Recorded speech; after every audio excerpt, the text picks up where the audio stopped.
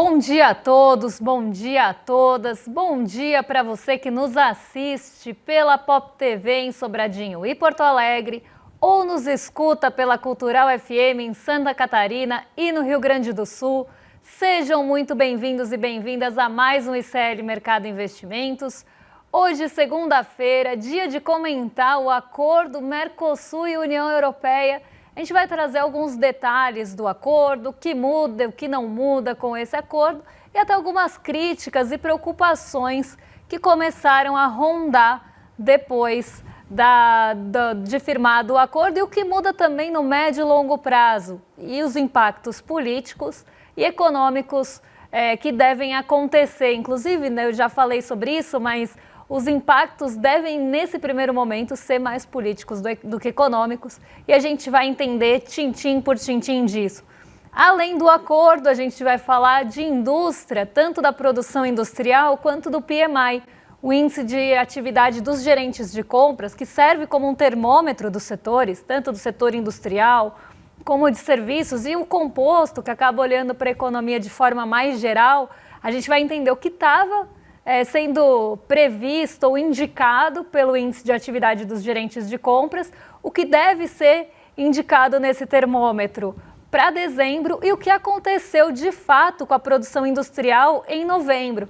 Então a gente vai conseguir contrastar esses dois pontos também e, se der tempo, a gente ainda passa pelo Master, que tivemos atualizações, mas ainda tem muita coisa para rolar hoje, porque tem reunião em relação a esse caso que já está aí. Eu brinco que todo dia dá para falar sobre Master, porque cada dia tem uma nova atualização e cada dia alguém ali se pronuncia ou trazem um novo indício.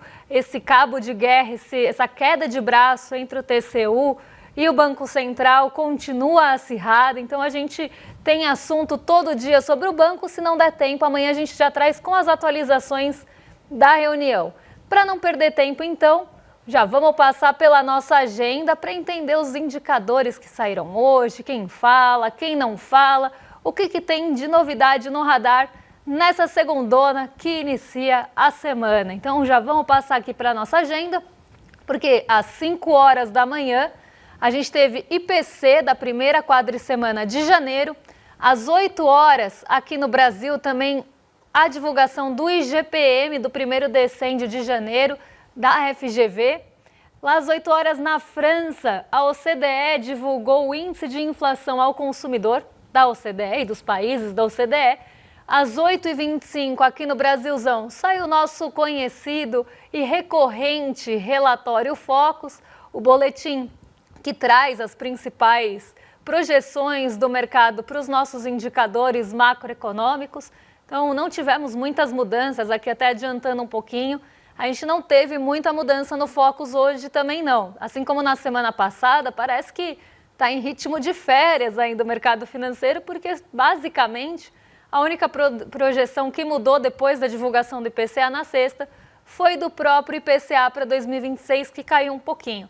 De resto, relatório Focus na mesmice. Mas vamos passar aqui para o nosso próximo quadro, porque às 2h30 quem fala é o presidente do Fed de Atlanta, Rafael Bostic, modera uma conversa com o presidente da NYSE às 15 horas aqui no Brasil. Sai também outro dado recorrente conhecido nosso da semana, a balança comercial semanal. E nos Estados Unidos, às 8 horas, quem fala é John Williams, que é presidente do Fed de Nova York. Ele participa de um evento sobre economia internacional e também nos Estados Unidos, sem horário definido ao longo do dia, ministros das finanças do G7 vão se reunir para discutir metais e terras raras em Washington. Um dia, né, de dados importantes, pensando aí no Focus e até nos pronunciamentos dos dirigentes e presidentes do Banco Central dos Estados Unidos, já que isso está muito no radar. Está todo mundo olhando para os próximos passos da política monetária lá nos Estados Unidos. Inclusive, isso é tema de agora, porque no fechamento da sexta-feira, no fechamento dos mercados, justamente essa incerteza em relação à política monetária e dados controversos da economia dos Estados Unidos acabaram levando as bolsas para um comportamento até mais misto, até um pouco mais duvidoso, pensando nessa política monetária. Para quem lembra, sexta-feira na agenda tinha o relatório de empregos dos Estados Unidos. E esse relatório, ele acaba trazendo, já vamos até colocar o fechamento aqui para ligar uma coisa com a outra. Esse relatório, ele acaba trazendo os dados mais aprofundados, os detalhes do mercado de trabalho dos Estados Unidos. E ele acabou muito no radar na sexta. Tiveram dois dados importantíssimos na sexta-feira. O IPCA, aqui no Brasil, e o relatório de empregos nos Estados Unidos. E os dois fizeram barulho lá no fechamento de sexta, até porque o Ibovespa subiu com Nova York, acabou acompanhando esse movimento, mas a gente vai entender por que essas forças atuaram aí de formas distintas, petróleo e inflação sob controle. Então, os dados de Nova York, na verdade dos Estados Unidos e as bolsas de Nova York pesaram aqui no Brasil, petróleo mais uma vez marcou presença e a gente ainda teve dados de inflação que trouxeram perspectivas para os nossos juros aqui, enquanto o payroll e os dados de emprego dos Estados Unidos trouxeram perspectivas para lá. Então vamos entender como uma coisa se liga na outra e o que aconteceu na sexta-feira no fechamento aqui e lá fora e também para dar uma passadinha pelo dólar. Já vamos colocar aqui na tela para o pessoal de casa acompanhar, mas já trago que a nossa bolsa subiu na sexta-feira, ela até chegou a flertar com a máxima, teve uma alta até um pouco mais puxada ali para cima durante o dia, mas não conseguiu sustentar o fôlego. Mas olha só, ela chegou bem perto dos 164 mil pontos, que tem essa marca histórica de proximidade de recorde. Então a bolsa chegou perto dos 164 mil pontos, não sustentou isso até o final e mesmo assim subiu moderadamente 0,27%. O dólar caiu 0,44, fechou a 5,36 e lá em Nova York as bolsas foram para o positivo em 0,65 de alta no S&P 500 e 0,81% de alta na Nasdaq. E esses dados de Nova York também tiveram influência aqui. O comportamento das bolsas de Nova York também tiveram certa influência aqui. O que pesou no fechamento, pensando nos nossos dados domésticos primeiro? A gente teve medição do IPCA e quem acompanhou aqui sexta-feira viu que a inflação fechou abaixo do teto da meta, fechou em 4,26 no ano e no acumulado em 12 meses. O teto da meta era de 4,5, pensando naquela banda de 1,5 para cima e 1,5 para baixo da meta de central de 3%. Então, inflação aqui no Brasil abaixo do teto da meta. E a inflação, inclusive, veio um pouquinho abaixo no acumulado em relação às perspectivas do mercado. Eles acertaram na variação mensal, mas erraram ali provavelmente no arredondamento, na segunda casa decimal da inflação. Ainda assim, veio um pouquinho abaixo, ou se a gente, um pouquinho abaixo se a gente for muito criterioso e praticamente no alvo, se a gente abrir essa questão aí de arredondamento. Então veio muito próximo do esperado e abaixo do teto, trazendo algumas desacelerações importantes, como da energia elétrica que vinha pressionando muito. Os alimentos tiveram uma alta, tiveram um pouco de aceleração no último mês do ano.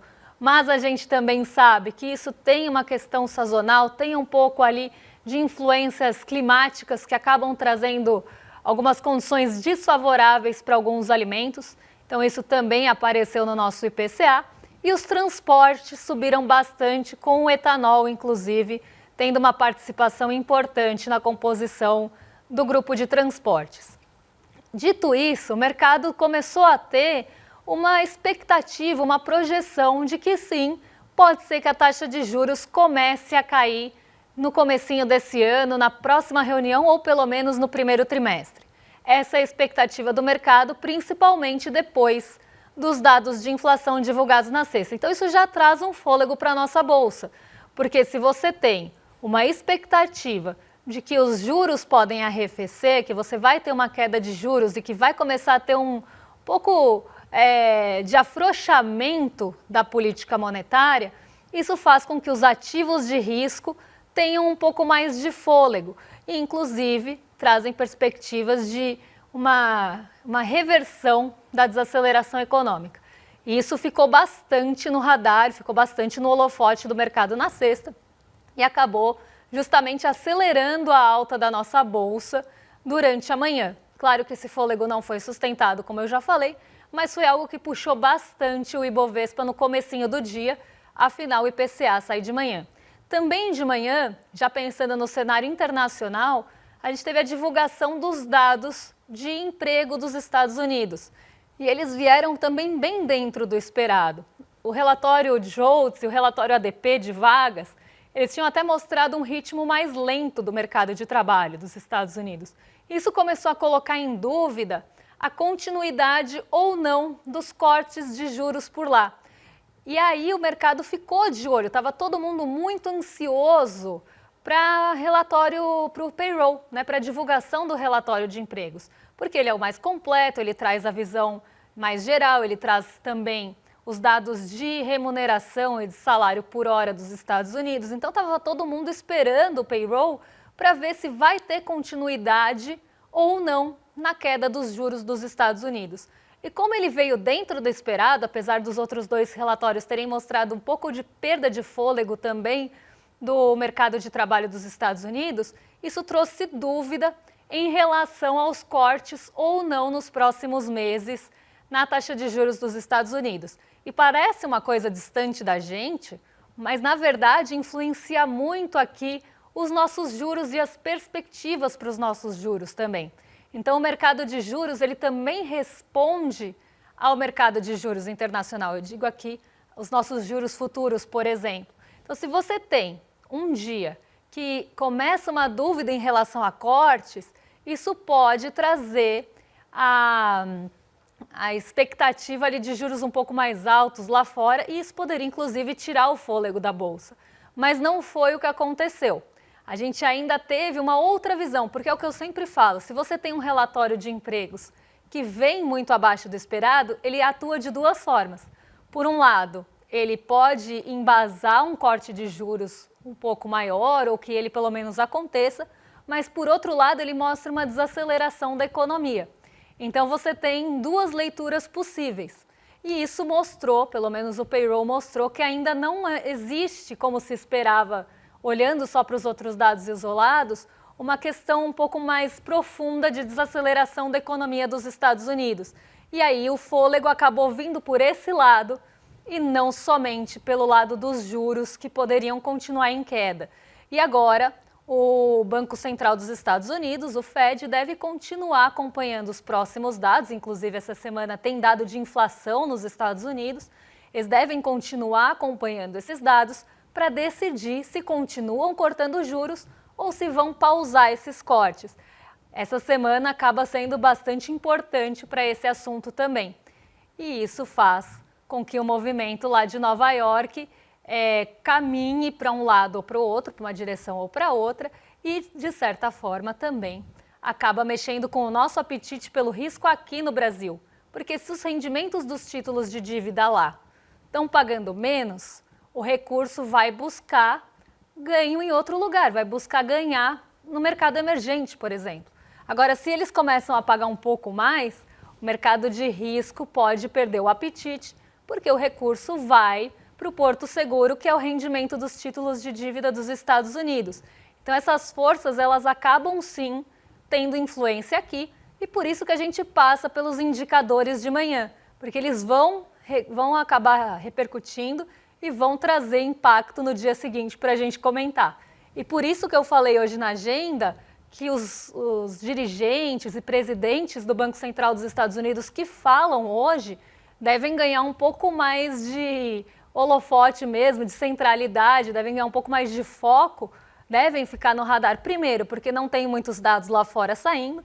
Segundo, porque todo mundo quer alguma sinalização para onde deve caminhar ou para onde deve ir a política monetária dos Estados Unidos, que afeta, sim, o nosso Brasilzão de forma quase indireta, mas com bastante intensidade.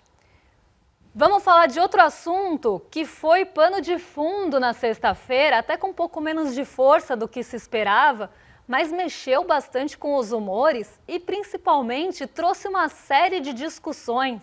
Já tem uma série de repercussões diferentes entre diferentes setores aqui da nossa economia, mas que foi o acordo da União Europeia com o Mercosul.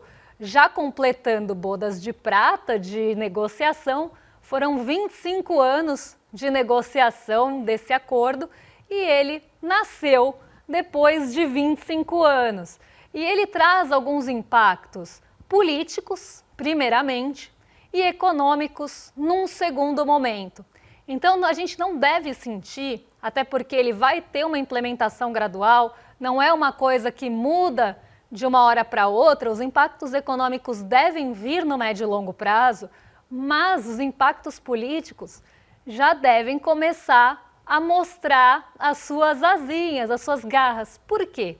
A gente vem de um momento de um unilateralismo tentando ser colocado aqui no mundo, Donald Trump tentando impor seus termos, suas condições e suas vontades em relação aos outros países do mundo. Isso não é de hoje, isso acontece desde sua campanha, mas depois de eleito, ele começa a fazer esse tipo de negociação com os países, até de forma radical, colocando suas imposições e depois baixando um pouco, voltando atrás, mas pressionando os países. E algumas decisões do presidente Donald Trump são até monocráticas, né? Vem ali de forma não só de cima para baixo, eu ia usar um termo em inglês, mas não vou usar, não só de cima para baixo, mas também unilateralmente e quase monocráticas, o que ele pode decidir por ele mesmo, ele faz e faz do seu jeito, sempre com muita desigualdade na negociação. E esse acordo do Mercosul, ele vai na contramão disso, porque já mostra acordos possíveis, multilaterais entre os países, e não só aquela decisão unilateral e trazendo esse tema, esse teor para as negociações mundiais, quase ali esquecendo que poderia existir um multilateralismo. Então, no campo econômico, no campo político, nessa toada mais política, ele deve fazer mais barulho pelo momento, pelo contexto que a gente está vivendo em relação às políticas do Donald Trump. Já no campo econômico, a gente espera que esses acordos comecem a ter algum impacto, comecem a ter inclusive a vigência em médio e longo prazo. Mas a gente separou, e depois a gente comenta as críticas também que foram feitas em relação ao acordo, mas a gente separou os principais produtos que podem ter impacto ou que muda ou que não muda para principais produtos que são comercializados entre os países do Mercosul e da União Europeia. Então vamos colocar aqui na tabelinha para o pessoal de casa acompanhar como... Gente, a minha Siri está falando aqui e eu nem falei com ela, estou falando com vocês. Nada deu errado, fica tranquila, Siri. O que muda e o que não muda com o acordo União Europeia e Mercosul? Azeite, tarifa hoje. Vamos até colocar em tela cheia, porque eu acho que vai ficar melhor para o pessoal de casa ler. O azeite hoje tem uma tarifa de 10%, o que deve mudar gradualmente, porque como eu falei, essas tarifas elas vão ser reduzidas gradualmente, até para terem menos impacto imediato e não inundar os países de produtos importados. Então a redução é gradual até chegar a zero ao longo do tempo. O vinho sai de 35 para zero também depois de redução gradual. As bebidas, exceto o vinho, também saem estão aqui até separadinhas, saem de 35 e chegam a zero depois de redução gradual. O chocolate sai de 20 para zero, depois de redução também gradual. E o queijo sai de 28 para zero até uma cota de 30 mil toneladas. Então aqui a gente já começa a ter cotas de importação. Até 30 mil toneladas você tem a redução para zero. O que exceder deve ter tarifa adicional. O mesmo vale para o leite em pó, para uma cota até de 10 mil toneladas, e das fórmulas para bebê, que saem de 18% até 5 mil toneladas, vão ficar em zero. Aqui a gente vê dois pontos. Primeiro, a redução gradual. Isso traz um pouco de tempo para as indústrias se fortalecerem ou tentarem buscar alternativa para não serem tão impactadas logo de cara. Porque se você zera um imposto de importação logo de cara, isso iria inundar um país isso pensando até dos dois lados, daquele produto importado. Então você traz um tempo para a economia se preparar para receber esses produtos, já que a redução não vai acontecer do dia para a noite. Inclusive, o acordo para ser implementado não vai acontecer do dia para a noite. Outra questão importante aqui, as cotas, porque queijos, leite em pó, fórmulas para bebê, tem cotas para serem reduzidas, para serem cumpridas. Então, passou daquela cota, passou, por exemplo, aí ficou muito pequenininho, mas passou de 30 mil toneladas, passou de 5 mil toneladas, de 10 mil toneladas, você passa a ter uma taxa. Parecido com o que está acontecendo, claro, não na mesma proporção, com a importação da carne pela China, que vai ter também uma tarifa extra para o que passa de algumas toneladas do que a gente exporta para lá. Então, o sistema de cotas de importação também vem para não inundar os países daquele produto importado. Mas aí, dois pontos bem importantes para a gente discutir.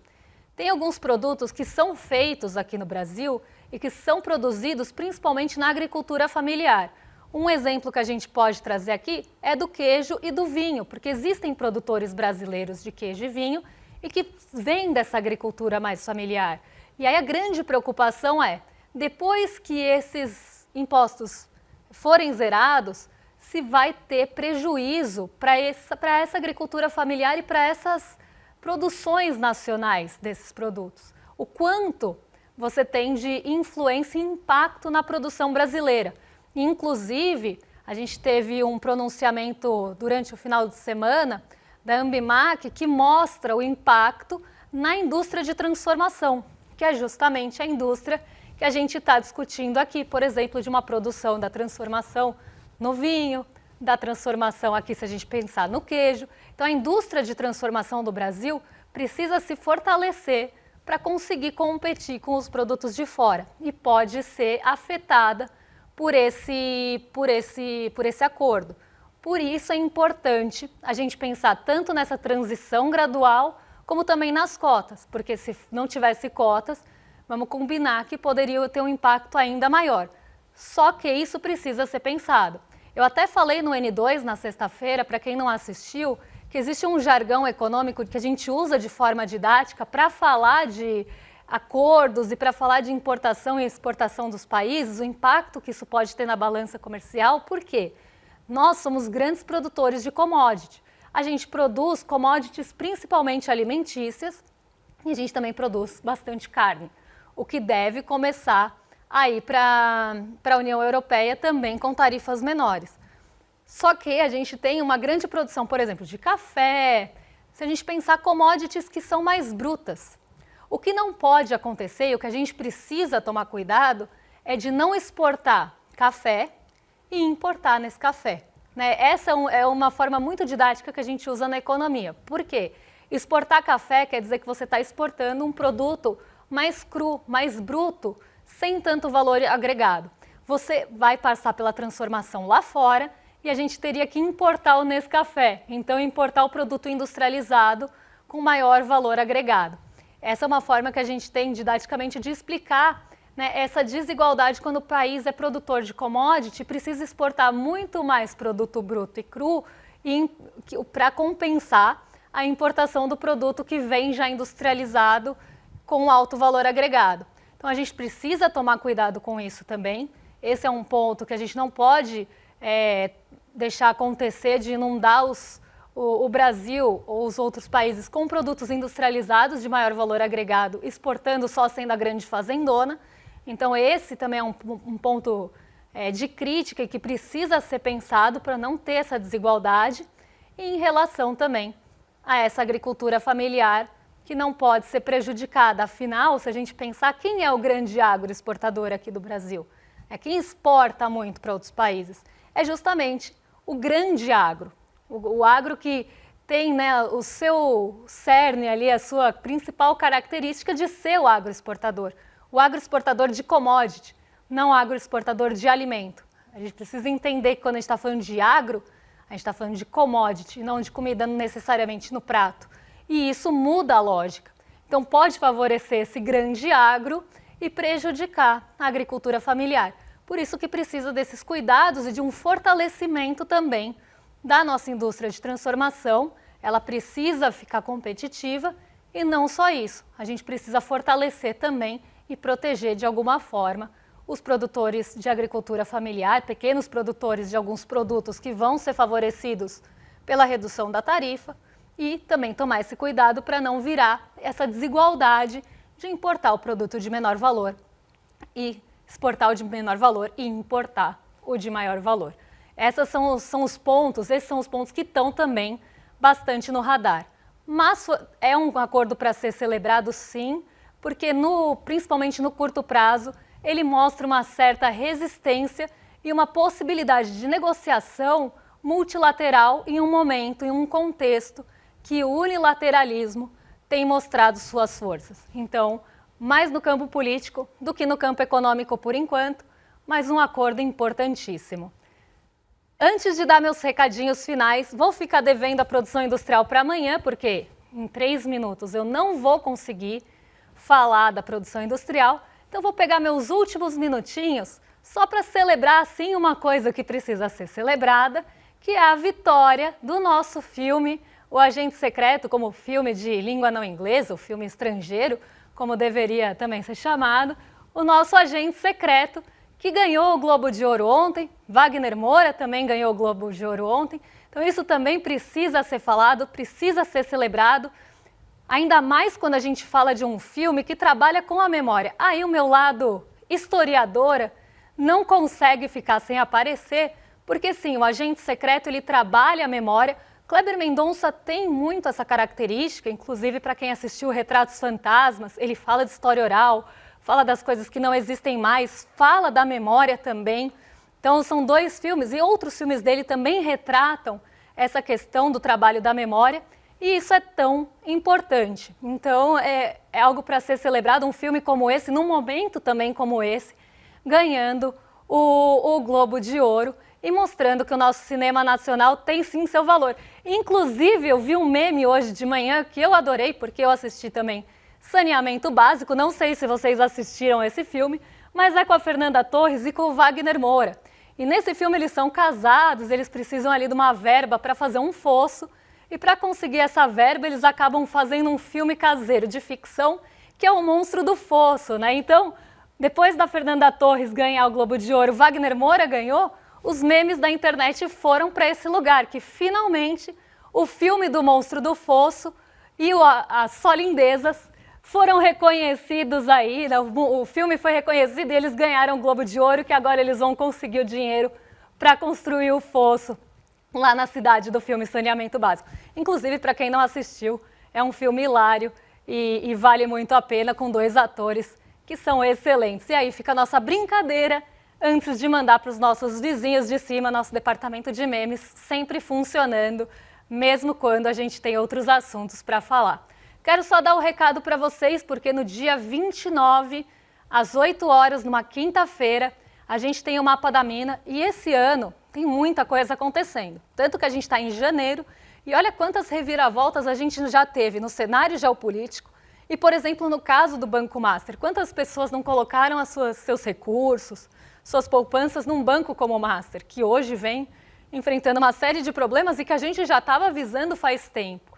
Então o Mapa da Mina ele vem para trazer uma luz, para trazer ali um caminho no meio desse cenário tão conturbado para onde a gente deve ir, quase como uma bússola nesse começo de ano e até que já vem de um fim de ano passado bastante aí conturbado. Então, para saber como lidar com o ano de 2026, que não vai ser fácil, ano de 2026, para cenário econômico, geopolítico, e ainda a gente tem o cenário político e eleitoral, vai ser um ano de muita movimentação. Para você não ficar perdido no pagode, saber para onde você deve ir, Mapa da Mina de 2026 vai ser essa bússola e vai trazer as perspectivas de formas mais amplas e gerais, não só para indicadores ali de investimento, mas geopolíticos, políticos, ambientais, para você tomar suas melhores decisões em 2026.